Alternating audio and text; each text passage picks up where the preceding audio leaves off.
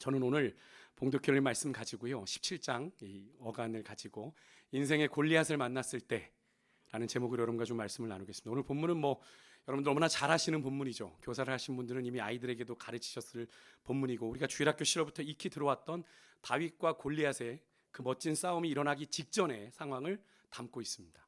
저는 오늘 본문을 제 개인적으로 묵상하면서 우리가 인생에 누구도 피할 수 없는 골리앗이라는 거대한 장애물을 만날 때 우리가 좀 그 순간에 반드시 좀 깨달아야 될 믿음의 교훈을 오늘 좀 이 본문 가운데서 제가 좀 찾게 되었는데요. 오늘 그것을 세 가지로 여러분과 좀 나누고 오늘 우리 기도의 자리로 나아가려고 합니다. 첫째는 우리가 인생에 예상치 못한 이 골리앗 같은 그런 존재를 만날 때는 여러분, 하나님이 우리 인생에 새로운 역사를 시작하시고자 하십니다 라고 하는 것으로 생각하시면 되겠습니다. 오늘 본문을 보십시오. 아버지 이새의 부탁을 받고 전장을 찾아온 다윗의 모습을 우리가 마주하게 되죠.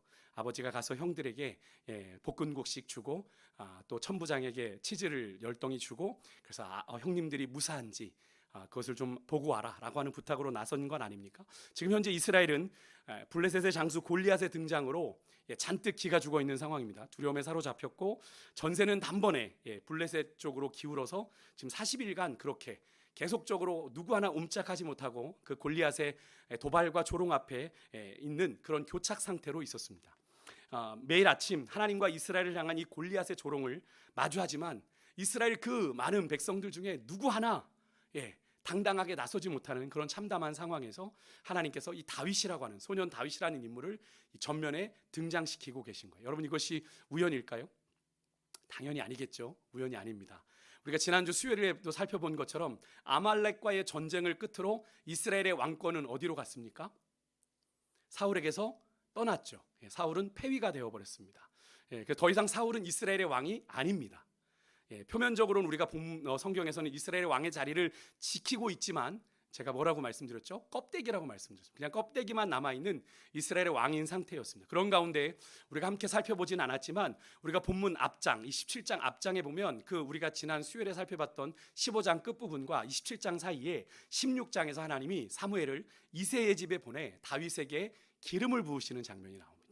그래서 그를 이스라엘의 왕으로, 새로운 왕으로 세우시는 장면이 나오는데, 우리 한번 16장 13절의 말씀을 우리 화면을 보고 좀 함께 읽어보겠습니다. 같이 읽습니다. 시작. 사무엘이 기름 뿔병을 가져다가 그의 형제 중에서 그에게 부었더니 이날 이후로 다윗이 여호와의 영에게 크게 감동되니라. 아멘. 그렇게 하나님이 선택하신 이스라엘의 새로운 왕 다윗에게 기름이 부어지고 그에게 뭐가 크게 감동되었대요? 하나님의 영이, 여호와의 영이 크게 감동되었다라고 성경을 기록하는데, 근데 여러분, 바로 이어지는 14절에 그런 다윗, 새로 기름 부음 받은 왕 다윗과 비교하듯 대조하듯 이런 구절이 함께 나옵니다. 우리 한번 14절 읽어보겠습니다. 시작. 여호와의 영이 사울에게서 떠나고 여호와께서 부리시는 악령이 그를 번뇌케 한지라. 아멘. 이스라엘의 왕위를 놓고 사울과 다윗이 교체되는 상황 속에 현재 그들의 상태가 아주 극명하게 대조되는 구절이죠. 그죠? 우리를 확인하게 됩니다. 하나님이 폐위하신 사울에게는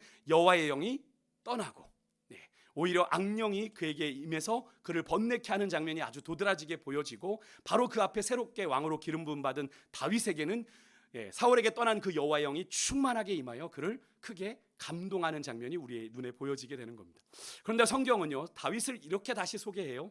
다윗의 간략한 프로필인데 오늘 우리가 함께 읽은 본문이죠. 12절부터 보면 유대아 베들레헴에 사는 나이 많은 사람 중 이새라는 사람의 8 아들 중 막내로 다윗을 소개합니다.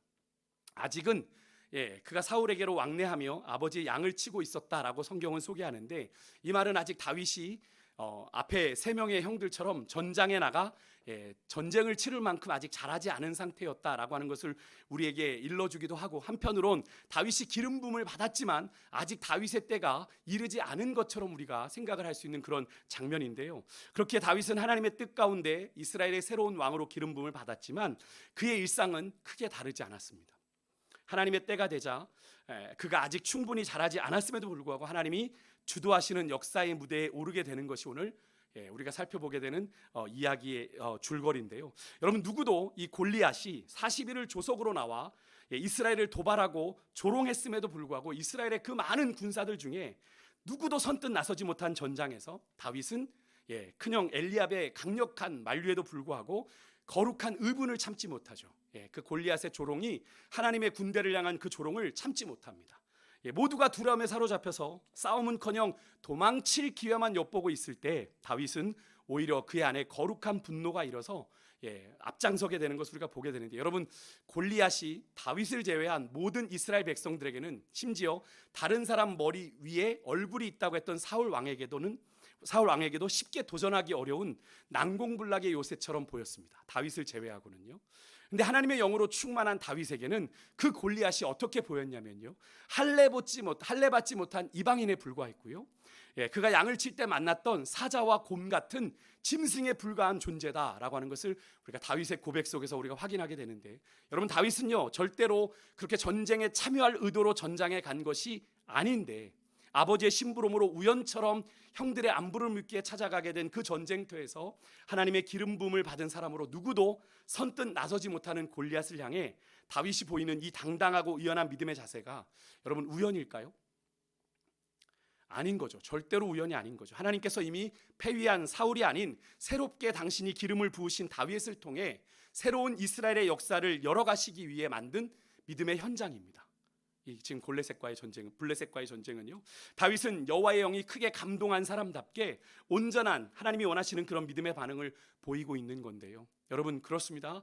여러분의 인생과 여러분의 가정에 예상치 못한 골리앗을 혹시 만나신 분 계십니까? 두려워하지 마십시오. 두려워하지 마시길 바랍니다. 하나님께서, 저는 분명히 확신하는데요, 여러분의 인생에, 여러분의 가정에 새로운 하나님의 역사를 이루시고자 하는 여러분 기적의 현장임을 여러분이 믿으시길 바라요. 현실적으로 볼 때 오늘 본문에서 이스라엘 백성들이 느끼는 이 골리앗 앞에서의 참담함, 두려움, 공포, 그것이 우리에게도 밀려올 수 있지만, 그런데 여러분의 시선을 그렇게 사로잡아 절망의 구렁텅이로 이끌어가는 그 골리앗이요, 여러분 앞에 있는 그 장벽, 여러분 그것을 주목하여 바라보지 마시고 여러분의 시선을 여러분의 삶의 참 주인 되신 살아계신 주님께로 돌리는 은혜가 있으시기를 주 여러분을 축복합니다. 그렇게 주님을 바라볼 때 여러분의 마음을 한없이 짓누르던 불안과 염려, 공포가 사라지게 되고요, 우리 주님으로 말미암는 하늘의 평강이, 소망이, 능력이 우리를 다스리고 주장하게 될 줄 믿습니다. 저는 밤마다 그걸 경험해요. 이 강단에서 기도할 때, 또 새벽에 기도할 때, 저도 많은 하나님 앞에 그런 제 불안함, 또 염려, 그런 공포들을 하나님 앞에 고백합니다. 하나님 어떡하죠? 하나님 어떻게 할까요? 라고 묻는 가운데 제 안에 인간인지라 누르는 그런 마음들이 있더라고요. 자꾸 절망스러운 마음이 들고요, 두려운 마음들이 들고요, 불안한 마음이 드는데 하나님 앞에 그 마음을 올려드리면 하나님, 정말로 하나님께서 그 기도 가운데 제 마음을 만지시는 걸 경험해요. 하나님의 평강이, 하나님의 위로가, 하나님의 소망이. 그래서 기도가 바뀝니다. 하나님 그렇게 하실 거죠. 하나님 믿습니다. 하나님을 신뢰합니다. 하나님 그렇게 역사하셨잖아요. 하나님을 신뢰합니다라는 고백으로 기도가 바뀌는 것을 경험하게 되더라고요. 여러분, 하나님께서 그렇게 우리를 주장하실 뿐 아니라 주님의 영 성령으로 우리를 충만케 하셔서 여러분을 다스려 주시기를 구하십시오. 여러분, 세상의 생각이 여러분을 주장하지 못하게 성령으로 여러분이 충만하여져서 여러분이 그 안에 온전한 다스림을 받을 수 있기를 원합니다. 주님의 영이 여러분을 다스리시면 그 안에 참 자유가 있어요. 모든 연약한 것이 벗어지고 승리케 하실 주님을 신뢰하며 나아가시면 우리 주님이 반드시 우리에게 이김을 주실 걸 여러분 믿으시길 바랍니다. 두 번째로, 우리가 인생의 골리앗을 만났을 때 기억해야 될 믿음의 원칙은요, 하나님께서 그 골리앗을 통해 우리의 믿음의 한계를 직면하게 하실 거예요. 내가 이것밖에 안 되는구나. 이것밖에 안 되나. 그런데 그것으로 끝나면 안 되고요. 내가 믿음의 한계가 이거밖에 안 되나. 그걸로 끝나면 안 되고, 그 깨닫게 하시고 더욱 철저하게 주님을 의지하게 하시려고 그 시간을, 그 골리앗을 여러분 앞에 놓으셨다는 거예요. 믿으십니까? 그냥 그 골리앗 바라보고 절망하고 아유 안 되겠다 주저앉으라고 여러분에게 그 상황을 놓으신 게 아니라요, 여러분 그 믿음의 한계를 뛰어넘어 역사하실 주님을 더 오로지 붙잡으라고 여러분에게 그 상황을 만드셨다는 겁니다. 오늘 본문에 사울과 이스라엘 백성들의 모습을 보십시오. 여호와의 영이 떠난 이미 폐위된 사울 왕과 이스라엘 백성들이 지금 골리앗 앞에서 어떤 모습이에요? 먼저는 오늘 우리가 함께 읽었던 본문 앞에 11절에 사울 왕과 이스라엘의 반응을 이렇게 기록합니다. 이 말씀은 골리앗이 이스라엘 군대를 막 도발하고 모욕하고 나서의 반응이에요. 함께 읽어볼게요. 시작. 사울과 온 이스라엘이 블레셋 사람의 이 말을 듣고 놀라 크게 두려워하니라. 아멘. 블레셋 골리앗의 이야기를 다 듣고 이스라엘의 반응은요, 사울과 모든 사람의 반응은 놀라고 크게 두려워하죠. 어떡하지? 이러고 있는 겁니다. 크게 놀라고 두려워해서 골리앗은 블레셋에 여러분 성경에 나오지만 싸움을 도두는 자입니다. 여기서 싸움을 도두는 자란 원문을 직역해 보면 싸움을 하는 두 진영 사이에 서 있는 사람. 그래서 양쪽 진영을 대표해서 1대1의 전투를 벌일 전사를 의미합니다.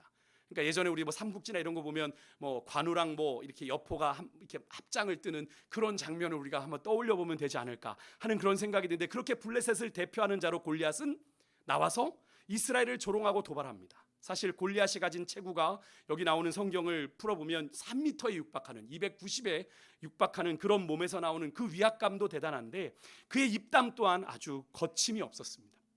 8절에 보니까요, 골리앗이 이스라엘을 이렇게 불러요. 너희들이 사울의 신복인데 라고 표현을 하는데, 여기서 보면 그냥 사울의 신하라는 이야기구나 라고 얘기를 볼 수 있지만, 여기서 신복이란 단어가 그냥 평범해 보이지만 원문을 보면 뭐냐면 사울의 종, 사울의 노예라는 표현입니다. 그러니까 경멸하고 조롱하는 투로 말하는 단어인 거예요. 너희들이 사울의 종이고 사울의 노예인데 야 그러고 있냐? 라고 얘기를 하는 겁니다. 이스라엘을 아주 사울의 노예로 종으로 격화시켜서 모욕을 하고 있는 건데, 그런데 안타까운 것은 그런 골리앗의 도발과 조롱에 누구 하나 마음은 쓰린데 누구 하나도 대항하지 못하고 두려워하고 벌벌 떨고 그 수모를 다 오롯이 40일 조속으로 당하고 있었다라는 겁니다. 그것도 40일을 정말 내내 당시 하나님의 택한 백성인 이스라엘이 가진 믿음의 한계가 딱 여기까지인 거죠. 하지만 더 안타까운 건요, 그런 이스라엘의 믿음의 한계가 문제가 아니라 여러분 그때에 누구도 나서서 하나님께 나아가 이 문제를 놓고 부르짖는 사람이 하나도 없었다라는 거예요. 이 문제를 놓고 하나님 두려워 떨고만 있을 것이 아니라 하나님께 나아가야 되잖아요. 여러분 이것이 절대로 간단한 문제가 아닙니다. 뭐 그들이 하나님께 나아가 부르짖지 않았다는 건 여러분 그냥 그들이 경황이 없어서가 아니라 죄송하지만요, 그들 안에 하나님을 향한 온전한 믿음이 없다는 것을 반증하는 거예요. 하나님을 향한 온전한 믿음이 없기 때문에 하나님 앞에 나아갈 생각도 못하는 겁니다. 하나님 앞에 기도한다고 이 상황이 달라지겠어? 그렇게 생각하고 있으니까 지금 이 상황을 오롯이 이 수모를 다 당하고 있는 거예요.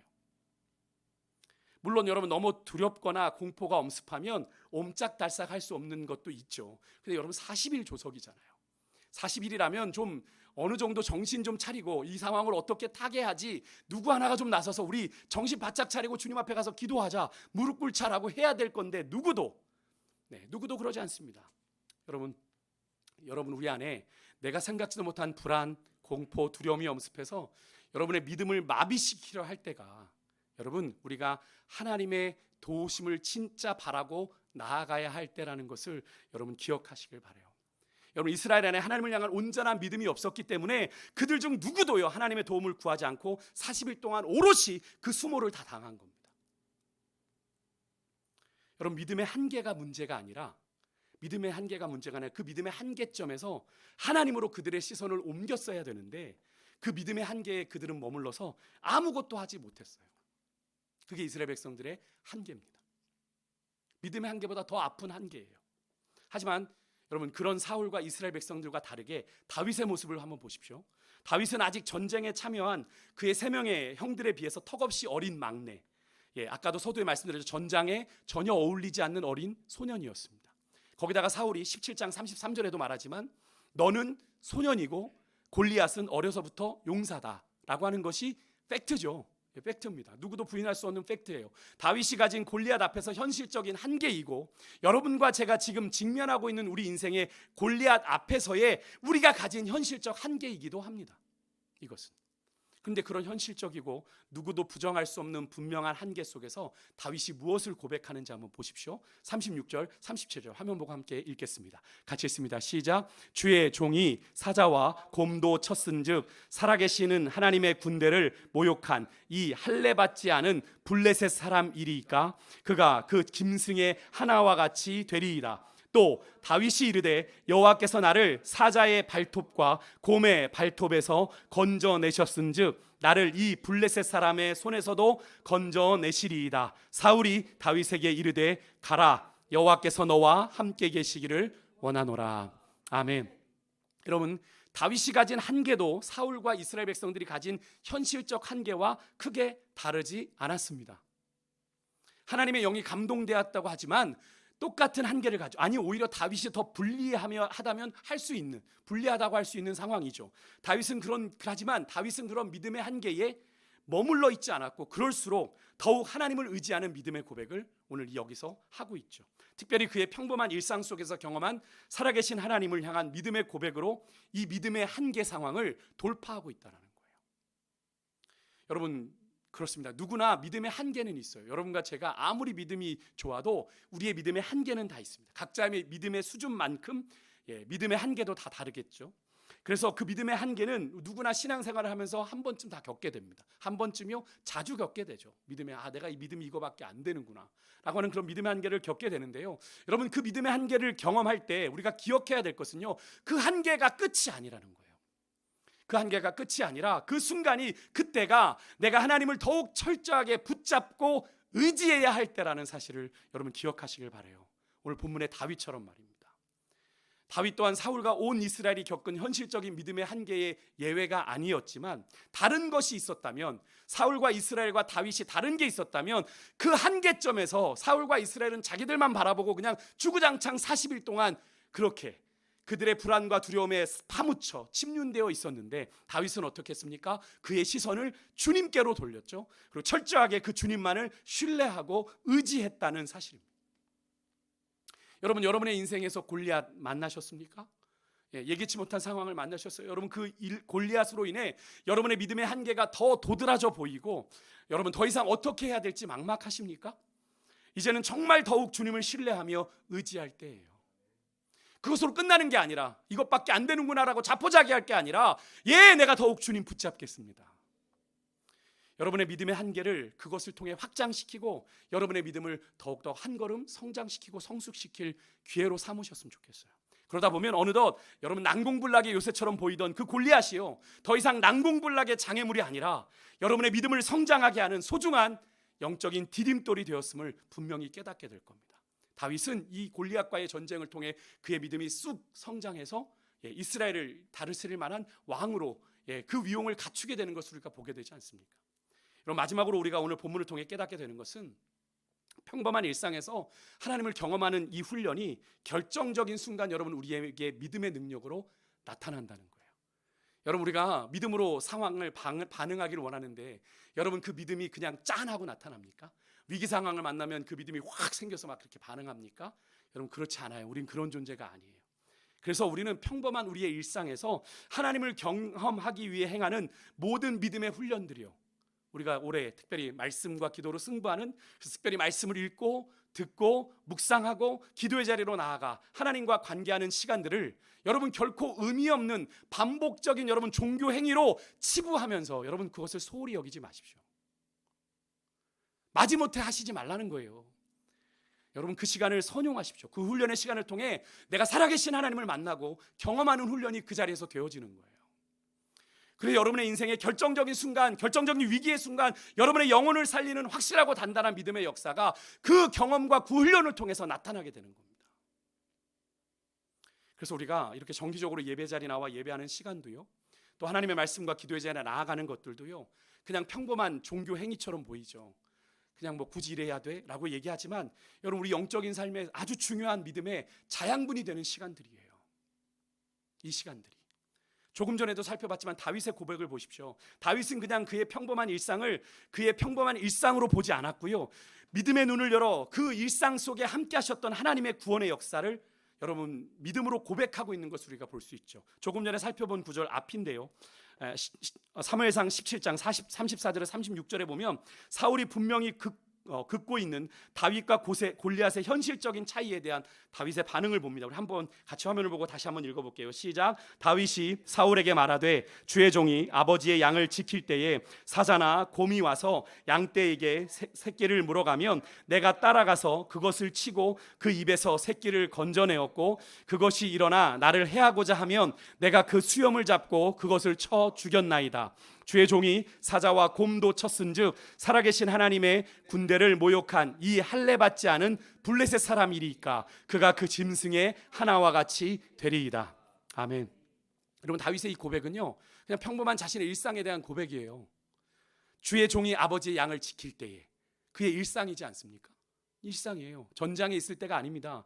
근데 그 일상에서 자신이 비록 어린 소년이었지만 맹수인 사자와 곰의 손에서 양의 새끼를 거뜬히 지켜냈던 자신의 그런 경험을 어필합니다. 사울에게 이야기하는 거죠. 그래도 어려서부터, 물론 그것이 어려서부터 용사인 골리앗에게 비할 정도는 아닙니다만, 하지만 여러분, 다윗의 고백이 여기서 끝나지가 않는다는 게 문제죠. 예, 여기서 끝나지 않습니다. 문제가 아니라 그래서 놀라운 건데, 이어지는 37절에 보니까 우리가 이미 읽었지만 그 일들이 여러분 자신의 능력, 그렇게 맹수를 때려잡는 능력을 어필하는 것으로 끝나지 않고요. 다윗이 뭐라고 고백합니까? 그 일의 이면에는 내가 그렇게 짐승을 사자와 곰의 발톱에서 내 양들을 지킬 수 있었던 것은 그 임의 이면에는 이게 있습니다. 나의 목자 되신 우리 주님이 철저하게 나를 보호하시고 구원하셨던 역사가 있었습니다. 그 신실하신 하나님의 구원이 내가 이 골리앗과 다툴 전쟁에서도 분명히 있을 것을 나는 확신합니다. 그 고백이 뭐예요? 그가 그 짐승의 하나와 같이 될 것입니다. 여러분, 평범한 일상에서 경험한 하나님의 보호하심과 인도, 구원에 대한 이 다윗의 확신이 그냥 일상의 경험으로만이 아니라 다윗 인생의 결정적인 순간, 지금이잖아요. 더 큰 믿음의 역사의 자양분으로 사용되고 있는 것을 우리가 볼 수 있죠. 여러분, 그런 다윗에게 사울은 하나님이 다윗의 믿음대로 역사해 주시기를 축복하죠. 그죠? 가서 하나님이 너를 뭐 그렇게 해주시기를 원한다. 근데 이것이 사울의 진심인지, 아무도 나서지 않는데 그래도 호기롭게 나서주는 이 소년 다윗에 대한 신락 같은 희망의 메시지인지는 모르겠지만 어쨌든 축복하고 사울이 다윗을 보내요. 근데 자신의 갑옷, 투구, 칼을 주지만 어린 다윗에게는 그것이 익숙함이 아니라 불편함이 되었고요. 다윗은 그저 자신이 익숙한 대로 손에 막대기를 들고 시내에 가서 매끄러운 돌 5개를 가지고 손에 물매를 가지고 골리앗에게 나아갔다라고 39절 40절의 말씀인데요. 여러분, 39절 40절의 말씀을 보시면 여기서 제 시선을 사로잡았던 단어가 바로 익숙함이라는 단어예요. 익숙함. 여러분, 익숙함이라는 건 제법 많은 시간을 전제로 하는 편안함과 숙련됨을 의미하죠. 다윗은 자신의 일상에서 경험한 하나님을 향한 믿음의 익숙함과 더불어 그의 일상에서 숙련된 그 도구의 익숙함을 더해서 어려서부터 용사인 골리앗을 상대하러 나갔고, 그 결과는요, 여러분 다 아시잖아요. 여러분, 그렇습니다. 여러분의 평범한 일상에서 살아계신 하나님을 경험하기를 훈련하세요. 훈련하십시오. 그것이 여러분에게 영적인 익숙함이 되면요, 현실에서 여러분이 마주하게 되는, 예기치 못하게 마주하게 되는 그 골리앗을 상대하는 결정적인 믿음의 익숙한 도구가 될 겁니다. 그 하나님을 경험한 그 익숙함이요. 여러분, 반복되는 일상을 영적으로 무의미하게 보내지 마시고 살아계신 하나님을 실제적으로 경험하는 믿음의 현장이 되도록 여러분의 반복되는 일상을 계속적으로 말씀과 기도, 예배로 충만하게 채워가시는 그런 은혜가 있으시기를 주 이름으로 축복합니다. 그냥 예배 자리 왔다 가는 게 아니에요. 여러분, 그냥 말씀과 기도 앞에 서는 게 아니에요. 그 시간은 살아계신 하나님을 경험하는 자리입니다. 그렇게 할 때 여러분의 평범한 듯 보이는 그 믿음의 익숙함이 여러분 만만치 않은 세상의 도전을 이기고요, 세상을 바꾸는 강력한 믿음의 물맷돌이 될 줄 믿습니다. 여러분, 그렇게 영적으로 훈련된 익숙한 일상은 하나님의 나라를 위한 선한 도구가 될 거예요. 여러분, 우리 하나님은 지금도 여전히 살아계셔서 역사하고 계십니다. 여러분, 믿으십니까? 그 하나님을 오늘 이 밤 우리가 경험하기를 원하고요, 우리가 아까 마지막에 불렀던 나는 믿네 같이 찬양하며 우리 기도의 자리로 나아가겠습니다.